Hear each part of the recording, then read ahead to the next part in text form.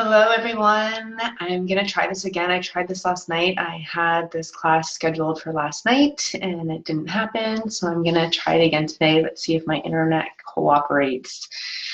The joys of country living. Anyhow, okay, so welcome to those who are catching this live class. If we haven't met yet, my name is Melissa Vanden Heuvel, and I'm so thrilled to be talking to you today about your gut, your skin, and you. So having started my path to health as a result of my own adult cystic acne, this topic is very near and dear to my heart. It wasn't until recently that science really, not a lot of information has been out there on gut health, not a lot has been understood. But we're just now beginning to really understand and appreciate the complex interactions that the gut has on every aspect of our body. If you have any questions throughout this class or during our time together, please post them in the comment box and I will do my best to respond to you. And if you're catching this on a replay, then you can always message me, which at the end of our presentation, there will be information, or you can catch us on our website at melanamp.com. So before we get started, I want to take a few moments just to share with you a little bit about my own story so you know a little bit about myself. Okay, so as I mentioned, my journey began when I developed cystic acne, and it was in 2007. And I had beautiful skin leading up to this time. It was always flawless. It was pretty beautiful. And all of a sudden, it turned pretty angry. I developed a really bad case of adult cystic acne, which stopped me in my tracks and set me on a completely different path than I am on now. Or completely a different path than I was on then, and it's the path that I'm on now. And up until that point, I really wasn't overly concerned about my health, and I really wasn't that knowledgeable about what it meant to live a healthy lifestyle. I thought that not having any symptoms or any kind of diagnosed disease meant that I was in good health. But here's the thing. My body had been showing me signs all along that I wasn't in great shape, or that my health wasn't anyways. As a child and throughout my teens and early 20s, I was chronically constipated. In fact, when I was in my early 20s, I had a variant enema scope done because I had a period of where I was pooping blood, when that was pretty scary. And then every winter for as long as I can remember, well back into my early childhood, I always developed either bronchitis or strep throat and was put on antibiotics at least once over the course of the winter. And I was pretty lucky if I only got off with having to take antibiotics at one time. Multiple seasons, I can remember I had to take many rounds of antibiotics just to get through the season. And then there was my weight. And up until recently, I used to claim that I was pleasantly plump and that I had big bones. And it wasn't until I reduced the inflammation in my body and began healing my gut that I discovered this to be completely untrue. In fact, my bones aren't big at all, and many people have even told me that I'm pretty tiny. So these were just some of the signs and symptoms that I ignored because I thought what I was experiencing was normal. But I now know that there's nothing normal about being constipated or pooping blood or gaining weight just by looking at food, or having seasonal illnesses that land you on antibiotics multiple times, or even in the hospital. So it wasn't until I broke out in acne that I gave much thought to my skin, or my gut for that matter, and I don't really think my doctor did either. When I first broke out, I went to the doctor, as most people would, and it was at this appointment that my life changed. The doctor, despite looking at the condition of my skin, he didn't order any tests. He didn't launch an investigation into my skin and why it looked the way it did. But what he did do was he handed me a prescription for birth control, and he told me that he thought, he wasn't even for sure, but he thought it would eliminate the acne that I was dealing with. So having tried birth control before, I knew that it wasn't right for my body. So I left that appointment with no other option but to launch an investigation into my own health and what it would take to help me to smooth my own painful and inflamed skin. My research inevitably led me to starting my own first business, which was an online environmental health store. Hey, Vanessa! where I started my own retail. I started to retail my own line of completely natural skincare and household cleaning products, along with other natural products that I had researched that I found to be truly natural for your home and for your body. So there was no greenwashing happening with the products that I was selling. And then I changed my diet. I went raw vegan with the hopes that I would heal my skin and lose a few pounds. And after following that way of eating, I decided that it was time to broaden my offerings. And I realized that the store that I was having wasn't really impacting the people to the capacity that I wanted to. So I went back to school and became a health coach through the Institute of Integrative Nutrition. So by the end of 2012, my skin had finally cleared, and I was graduating from IIN, and I thought that I had solved all my health problems, and then it happened. After about a month or two of having clear skin, I broke out again, and this time it was bad. It was like even worse than it was the first time around. I was completely devastated. I felt like I had failed myself, and I also felt that the knowledge that I had gained had also failed me. But just like the first time when I broke out with cystic acne, I knew that this time I once again had to get to the root cause of why my skin was freaking out. And after 3 days of traveling and consuming more gluten than I normally would in a normal week, I arrived in Mexico with even more inflamed face than I had when I left my home. So my skin was so painful, and it was ready to sprout 3 new cysts, and I was mortified. I finally had my answer. My intuition had been telling me for probably about about a month at least, that I had been reacting to gluten. So this finally given me my confirmation. So I ended up giving up gluten by the second day of my trip, but unfortunately I didn't have the level of knowledge that I have now, which meant that I began consuming lots of gluten-free grains like rice and corn and quinoa. So when my skin did start to clear, it wasn't the end of my health journey, but it was a step in the right direction. So from May 2013 until about the summer of 2015, I ate a very clean, gluten-free, vegetarian diet. I ate very little dairy, consumed at least about a pound of greens a day. I drank fresh green juices and smoothies, and I really committed myself to being the best that I knew how with my diet and with my lifestyle. My skin was healing, and there were no more further cysts. However, the ones that I did have, they were still there, and I was always on high alert and fearful that I'd break out again. But what I didn't realize is that I needed to do more. I was completely ignoring my gut health. Back then, I didn't have this information that I have today, and I thought that I was eating a healthy diet because I was, lots of vegetables and green juices and smoothies and stuff. And I was also living a really non-toxic lifestyle, so I thought that I was doing everything that I could for my health, but unfortunately, that really wasn't the truth. From early 2015 until May 2015, I gained about 30 pounds.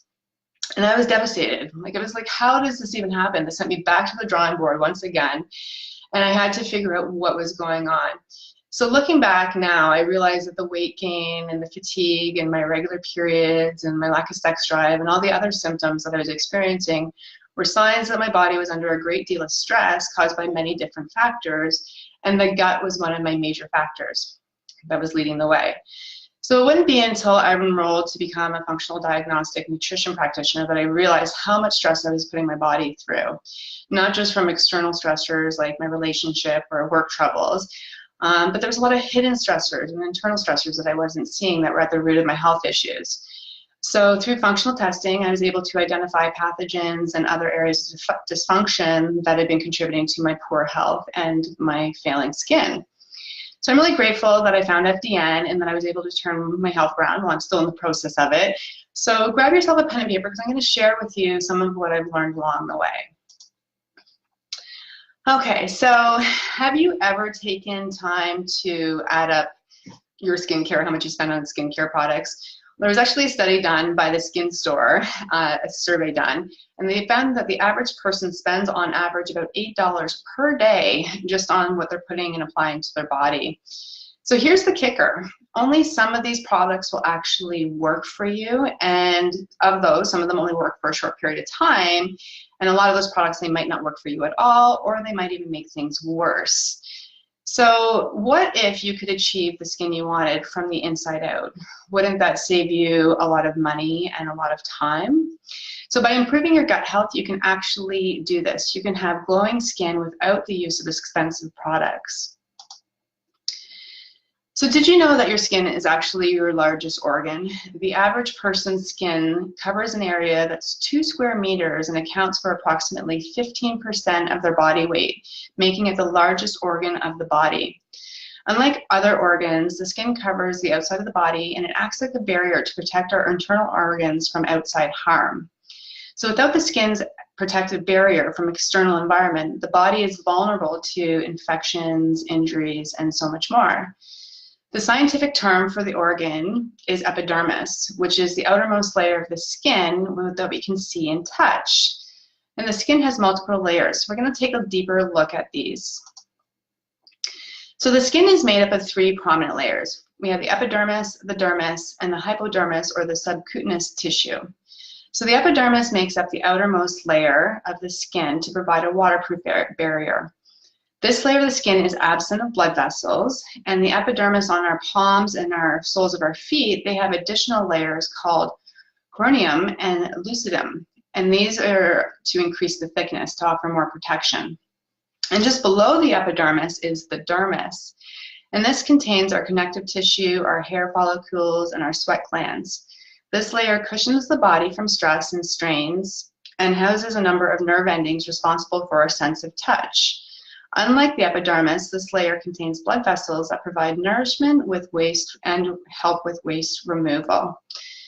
And below the dermis, we have the hypodermis, which is made up of a much deeper subcutaneous tissue, which is just fat tissue, and also as well connective tissue. So technically, this layer is not part of the skin. Its purpose is to attach the skin to the underlying bone and muscle, as well as supplying it with blood vessels and nerves. And our skin has many different functions. It provides us with protection from pathogens, and it creates barriers between the internal and external environment. There are many nerve endings that are located in the skin that react to temperature, touch, pressure, vibrations, and tissue injury. So we see when we get bruises, that's responsible in the blood or the skin in the blood vessels. Your skin regulates your body temperature through blood vessels through the process of sweating. So when it's cold outside, your blood vessels will contract, and this helps to keep you warm. And when you're hot, your body will overheat, which produces sweat, which helps you to cool off. The skin is also a storage center for fats and for water, which it provides a unique environment for us to synthesize our vitamin D. An interesting thing about our skin is that it has its own microbiome. Our skin is home to around 1,000 different species of bacteria, and if you were to add them all up, it would total close to 1 trillion different microbes. That's like pretty incredible. Our skin microbiome isn't just in the surface either. Scientists now know that the skin microbiome goes all the way down to the subcutaneous fat layers. And when it comes to bacteria, studies are finding that the different bacteria that live in different areas of the skin, and they're broken down into 3 ecological areas. So we have a moist, dry, and subspacious. So this area is really new, and it's a major interest to the National Institute of Health, and they've launched a new program called the Human Microbiome Project, which is to identify and characterize the microbiomes which are found on the human body and in diseased humans. So the skin flora is typically non-pathogenic, meaning that it's not harmful, and it's really rich in diversity, and this is what actually helps to prevent pathogenic organisms from colonizing on our skin surface. So with these new studies, we should be able to expect over the next few years a lot of new stuff coming out with this. I suspect that there's going to be some new like probiotic creams and that kind of stuff on the horizon when it comes to this research. And then when we look at the skin, we also have 4 different types. We have normally, dry, oil, and combination. So normal refers to well-balanced skin, meaning that there's a healthy balance of sebum. Achieving normal skin is the goal that most of the products that we try to use and what most people want to achieve. Then we have dry skin, and this is when there's a lack of sebum. And that's what we need to retain moisture. Sebum also acts as a protective shield against external influences. So problems that are related to dry skin are common complaints, and amount for about 40% of dermatologist visits. So dry skin is sensitive to irritation, to redness, and a risk of infection, especially when it starts to crack and bleed. Dry skin often shows up on our hands, our feet, our elbows, as roughness and calluses, as well as scaling and cracking. And also, too, especially in the wintertime, dry skin has a tendency to get pretty itchy. And then we have oily skin, and oily skin is the opposite of dry skin. So there's an overproduction of sebum, which leaves the skin feeling greasy and looking shiny. And oily skin can be caused by genetics, hormone imbalances, as well as stress. And then lastly, we have combination skin, which consists of both dry and combination. Oftentimes we have the T-zone, which tends to be a little bit more oily, while the cheeks tend to be more dry. So skin conditions, they can be influenced by both internal and external factors. So we're going to take a look now at the gut. So we're going to look at the connection between our GI tract and our skin. So the GI tract is made up from everything from our mouth all the way through to the anus. The body as a whole houses a variety of bacterial ecosystems. The gut, also known as the small and large intestine, has its own microbiome of bacteria not found anywhere else in the world, or anywhere else in the body, sorry. There are about 400 different, hi Darlene. There are about over 400 different bacterial species that are mainly found in the lower bowel. The stomach is more acidic, therefore it only houses a sparse amount of bacteria. The gut is responsible for absorbing nutrients and housing both helpful and harmful bacteria and excreting waste. The primary function is to absorb the nutrients from our body so the body can function optimally. Because the skin and the gut are both share a number of similarities, we know that there's a big connection between the two of them, and we call that the gut-skin axis. Both host individual microbiomes and play key roles for defenders against pathogens and invaders from the outside environment. Improving gut function and health has been scientifically shown to improve skin health, immune function, mood, and energy levels. So we know that the health of our skin is largely dependent upon what's happening in our guts. And numerous studies have shown that treating the gut also treats our skin issues. And this is largely due to our microbiome. So there are many strains of bacteria living in the gut that can be divided into two categories. There's the so-called good bacteria, and there's the so-called bad guys, or the bad bacteria. But really, there needs to just be a balance. The bad guys, when they're in proper balance, are actually good for us. So it's really about finding that balance so that we can have proper digestion of food and synthesis of our vitamins that our body needs. However, when those bad guys get out of control and they tend to overpopulate and outnumber the good guys, then that's when we have a lot of issues coming up into play. So one of the many functions of the gut is to create a barrier, and that keeps the things out. That's the pathogens. And a healthy gut, on the other hand, is how we absorb our nutrients and how we absorb all the good stuff and keep the stuff out. So we're going to take a look at our gut conditions and how they relate to our skin. So we have a lot of different things that can go on in the gut. One of them is called SIBO, which is small intestinal bacterial overgrowth. And this occurs when the bacteria from the colon forms in the small intestines where it doesn't belong. Next, we have gut dysbiosis, and this creates an environment where bacteria takes over. This is when we have this increase in harmful bacteria that's shown to play a role in many different common skin issues. Then we have hyperchlorhydria, which is when someone does not produce enough stomach acid. This is a condition, again, that affects a lot of people. We commonly see it with people with chronic facial redness. H. pylori is a bacteria that lives in our digestive tract, and it has also been implicated in a variety of skin conditions. It releases nitrous oxide in the blood and the tissue, which contributes to the flushing when we see that we see in rosacea, as well as it's also been implicated in triggering inflammatory response in psoriasis.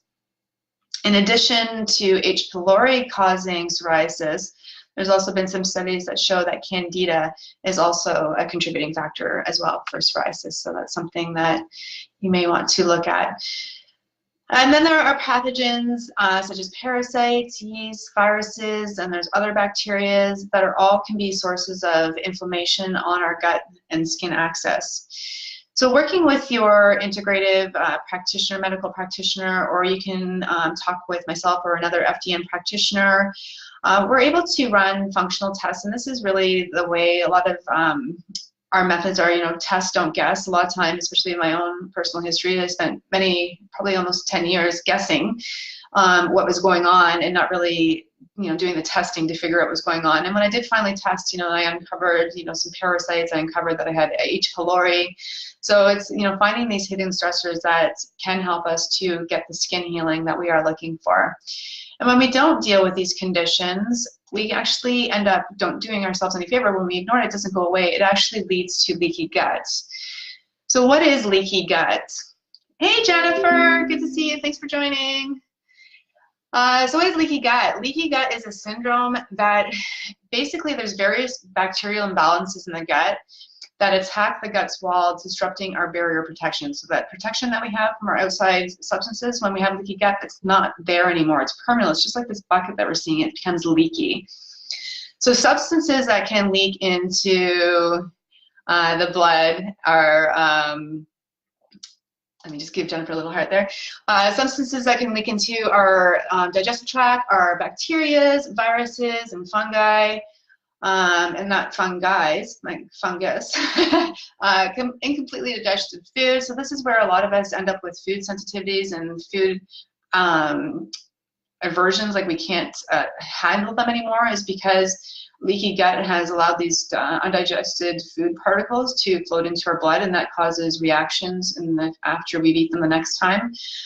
Toxins from bacterial metabolism, so parasites. Parasites also, they poop and they release toxins into our blood, into our system, and this can cause, an inflammation and imbalances. A lot of this can be quite severe, and it places additional stress not just on our body but also on our skin. And nutritional deficiencies, that's another thing that can happen when we have leaky gut. We're not absorbing the food as we should be. So it's something that happened to be aware of. So due to this extensive research in the last few years on gut flora, we now know that many conditions are either caused or worsened by improper balance of the bacteria in our gut, as well as on our skin. So some of the conditions that are specifically caused by poor gut health include acne, facial redness, eczema, psoriasis, dry skin, rosacea, and dermatitis. So if you're having any of these skin conditions yourself, it's definitely you want to look at and address the health of your gut, because there could be something going on in there. So acne tends to be one of the most common skin conditions. It affects over 85% of the people at some point in time in their life. While it was once believed that, eating greasy foods like French fries led to acne, we now know that it's really about our intestinal microflora, that's what's to blame. So one study had examined a group of acne sufferers, and they found that SIBO was in over half of the people. So they took that group and they divided them into two different groups. So one was treated with intestinal microflora correcting agents, so probably probiotic. And then the other one, they were just treated without anything on their own. They were left without. So the group that was treated with the microflora correcting agents, they recovered twice as fast. And then there was another study where they were using the effects of fermented beverages, such as kefir or kombucha on acne. And they found that this reduced inflammatory acne by up to about 40% in the placebo group, compared to the placebo group. So another study also showed that SIBO is about 10 times more prevalent in rosacea sufferers than in healthy controls. So we can clearly see that there's a lot of new studies coming out of the last few years that there is a definite connection between our skin health and our gut health. So what can we do to help that? So digestive enzymes are one of the things we can do. Digestive enzymes are necessary for us to help break down our food. And as we age, we tend to lack digestive enzymes, and we know that a lack of digestive enzymes has been linked to poor absorption of fat and proteins, which are both essential for healthy skin. So when fat and proteins aren't broken down and absorbed, the skin can become dry in conditions such resulting in eczema or psoriasis. So digestive enzymes are most often produced, in the pancreas and the endocrine glands, and they're also secreted at various points along the gastrointestinal tract. So there are 22 different digestive enzymes, and these ones are the most common ones. So we have amylase, which helps with our carbohydrate digestion. Lipase stimulates breakdown of fats. Cellulase supports digestion of fibers. Lactase breaks down the milk sugars, so the lactose in dairy. Maltase converts complex sugars into from grains into glucose. Phytase aids in digestion overall and supports the production of B vitamins. Protease is responsible for the breakdown of proteins, and sucrase is accountable for the digestion of most sugars. So like I said earlier, as we age, our ability to digest our food, our ability to make digestive enzymes decreases. So it's really important for us to supplement with them. And you can see, as I mentioned there, each enzyme has a specific macronutrient. Say, for example, with amylase, we have carbohydrates. So if you're eating a high carbohydrate or carbohydrate-rich meal, you want to make sure that you're taking an enzyme that has amylase in it. If you're eating, a rich protein-rich meal, you want to have protease. Lactate or dairy, you want to have lactase. You get the idea. So, anyways, that is what you can do for help you out with digestion. Next, we have some healing foods that can help us with our guts. We have bone broths. They contain collagen, which is really a key important player in healing the gut and our skin. So make sure when you're doing this that you're using organic pasture-raised bones, or if you don't have that accessible to you, you can always still try collagen hydrosolate. And that's there's Great Lakes. There's a couple different ones out there. Great Lakes. Anyways, Great Lakes. I can't remember. Anyways, they have one that's out there. Collagen hydrosolate. Look that up. Also, you can do fermented vegetables. So there's sauerkraut, kimchi. These are great ways to boost your microbiome. They have beneficial probiotics in them. If you are buying these in the store, make sure that you're grabbing them from the cooler section. You're not grabbing them off the store shelves. The ones on the store shelves do not have any probiotics like live cultures in them. The ones in the glass or in the cold shelf will. But you can also make them at home. It's really simple to make your own cultured vegetables at home. You can use a starter, or you can just use plain good quality salt. So that's something that you can look into.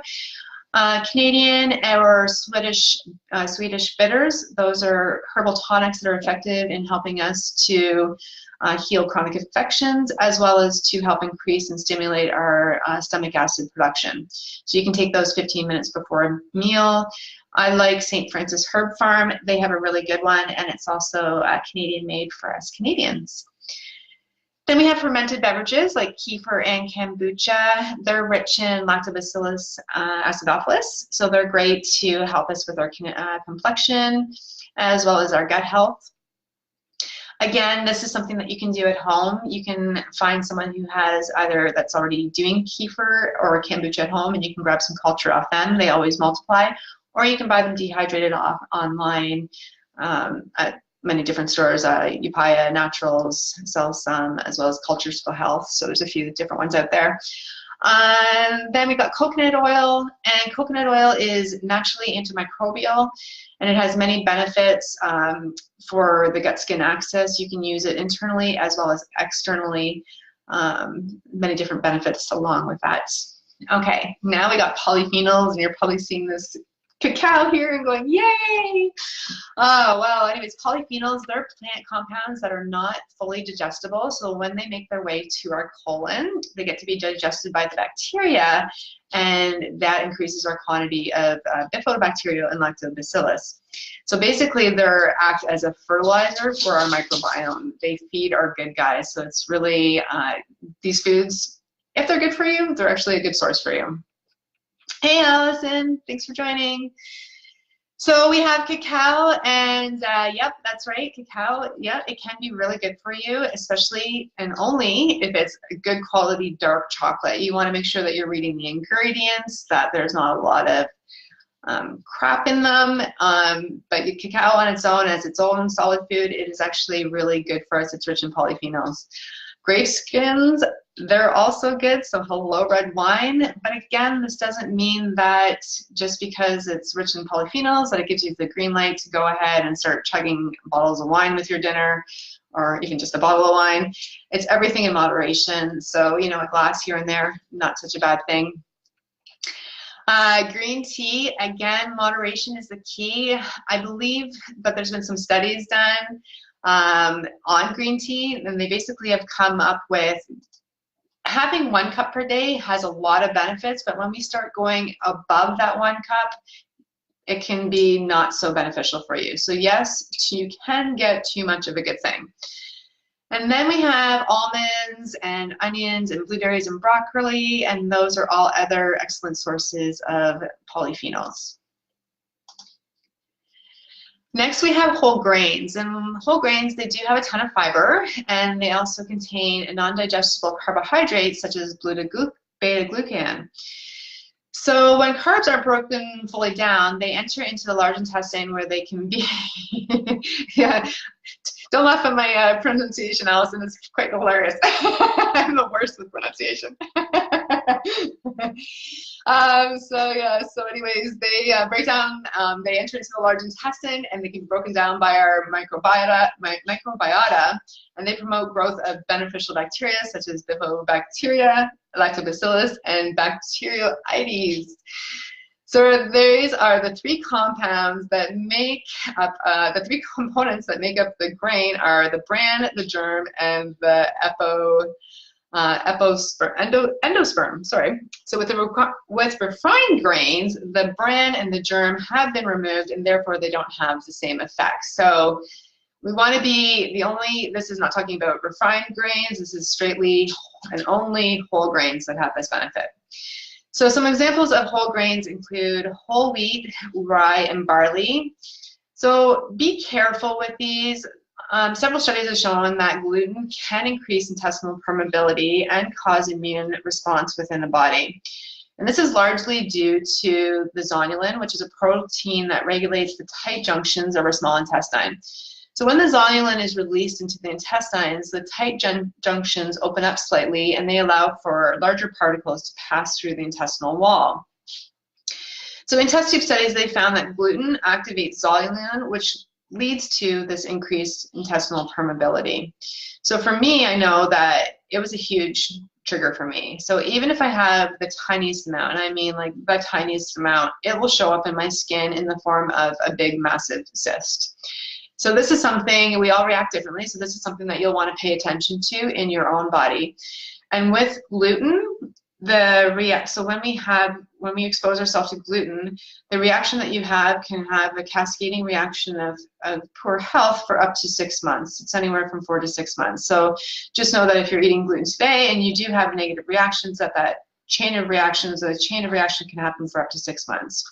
So there's no real cheating with gluten. And then we have oats. There are gluten-free oats that you want to do, but again, beware with oats. Oats are like other grains. They can contribute to inflammatory reactions and contribute to leaky gut. Brown rice is another whole grain. Again, we want to make sure that we're not sensitive to it. It can have some negative reactions on the health of our gut and therefore on our skin. Brown rice and most grains do contain phytic acid, which is an anti-nutrient. So it's always best to soak your rice to release the phytic acid. You want to soak it with an acid medium, some apple cider vinegar to help pull out the phytic acid. That will help to release that. And then we have corn. Again, it's a grain. It's also largely genetically modified, largely slayed with lots of chemicals. So with a lot of people, even though it is a whole grain and it does have this, have the ability to feed in our microbiota, it does have a lot of opportunities to cause leaky gut and inflammation in people. And then quinoa as well. Quinoa is a cross-reactive. I know myself, I can't go anywhere near quinoa without having a similar reaction to what's similar to me that I do with gluten. So just pay attention with your own body. Even though these are great foods for our microbiota, it's not always the best food for ourselves. Next, we have prebiotic foods, and these are the foods that feed our healthy bacteria. So this is the probiotics. So prebiotics promote the growth of beneficial microbiome in our gut. This mainly consists of complex carb fibers that cannot be digested. So, and instead they break them down and it turns into fuel. So it's fuel again for our probiotics. So numerous studies have reported that probiotics can promote the growth of healthy bacteria, including bifidobacteria. So some of the healthy prebiotic fibers that we can have in foods that we can include in our diet are legumes, oats, bananas, berries, asparagus, dandelion greens, garlics, leeks, and onions.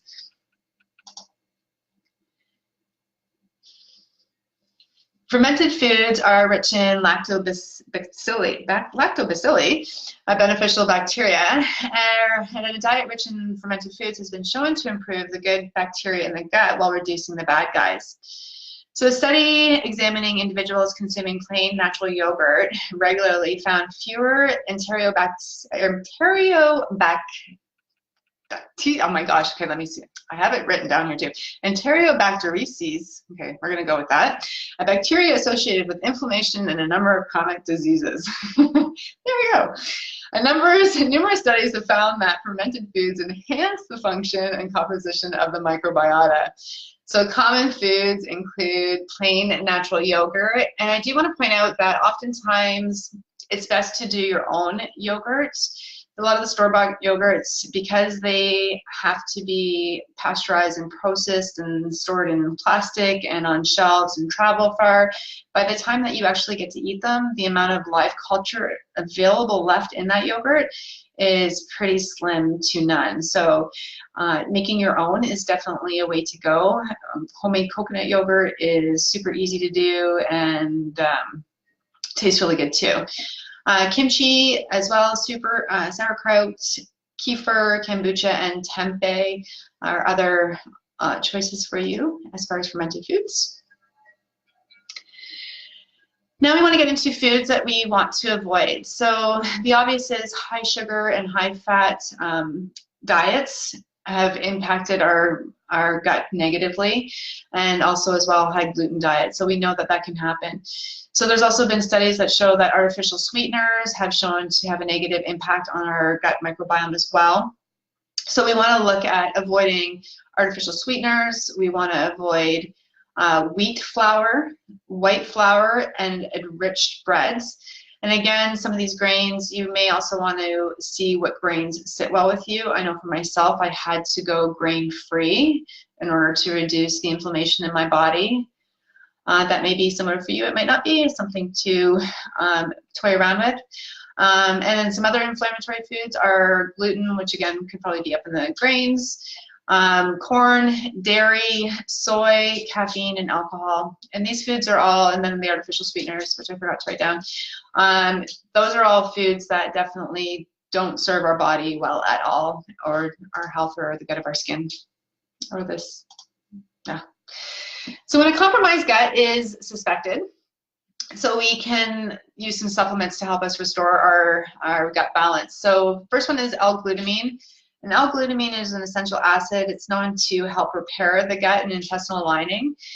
But like everything, it's not for everybody. There's a lot of people, because it is glutamine based, some people, especially people who have MSG sensitivities, they are going to not do well with this supplement because it's glutamatic acid. Welcome.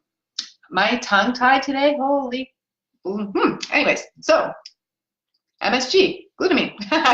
So anyways, you don't want to, with anything, so you want to be careful if you do react to MSG, this is not going to be the supplement for you. With any supplements that you are taking, I recommend that you titrate them in. So that's making sure that you're slowly adding them in, you're slowly upping your dose, and you're paying attention, watching to see if you're having any negative reactions, and you're also trying to find the correct dose that works for you. So it does take some time to titrate your supplements, but it is definitely well worth the effort. And again, just remember that not everything works for everyone. So the next one we have is licorice root. And licorice root is an adaptogenic herb that supports the body's natural process for maintaining the lining of the stomach. Again, the supplement is not for everyone, and it's also not for long-term use. With these supplements, and you know, I definitely recommend that you do your own research. I'm putting these out there. These are kind of a general guideline. Not all supplements work for everybody. It's usually best to work with somebody who understands supplement, or to do your own research and see how they feel within yourself. The next one is N-acetylglucosamine, or NAG. So this is naturally found in the body, and they're finding that when the levels are low in the body, that they're actually implicated with leaky gut. So if we supplement with it, this has actually been proven to help protect the lining of the stomach and the intestines. Then we have hydrochloric acid. So if you have low stomach acid, this supplement can do you wonders, because this is going to help you to break down your food so that you don't have it passing through your tight junctions into causing, you know, these food allergies and stuff. It's going to help you digest much better. But like everything, this supplement is not for everybody, and it's especially not for people who have H. pylori.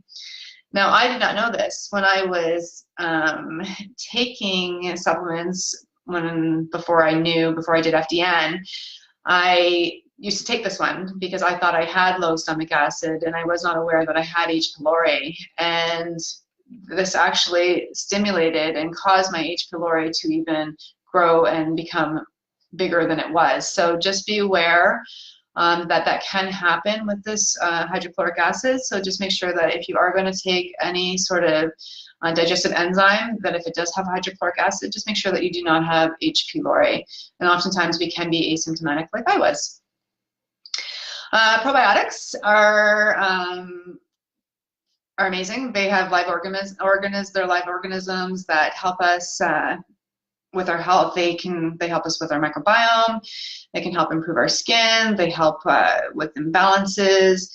Again, these are not for everyone. People with SIBO definitely don't do so well with probiotics or even probiotic-rich foods. So if you're going to take a probiotic, and if you take it and it doesn't feel good to you, if you tend to feel like you're getting bloated or gassy, or it just doesn't make you feel good, then know that there's a chance that there might be some underlying issues going on, like SIBO, and that you should look into that. And then clear that up before you start taking the probiotics, because you got to get the bacteria under control before you add in more bacteria. And again, probiotics, if you've ever been on antibiotics, or if you're currently on antibiotics, or if your children take antibiotics, probiotics are essential following. It's really important when we take antibiotics that we reproduce or we repopulate with probiotics, and that's a great time to use probiotics. And then, as we mentioned, probiotic foods, it's just a really good way to get probiotics into your body without having to take them in supplement form. And sometimes it's cheaper, especially if you do your own fermenting at home. All right, well, thank you so much. That is today's class. I am so grateful for you for taking time to experience this class with me. If you have any questions, or if you have your own skin issues and you have questions about it, do reach out. I am happy to answer any questions for you. You can reach out through me online or send me an email. And yeah, so I hope that this class exceeded your expectations, or at least met your expectations, and that you continue to be on this path of journey to health. So don't forget to share this video with your family and friends, and thank you again for watching. Have an awesome day. Thank you. Mwah! Oh my God.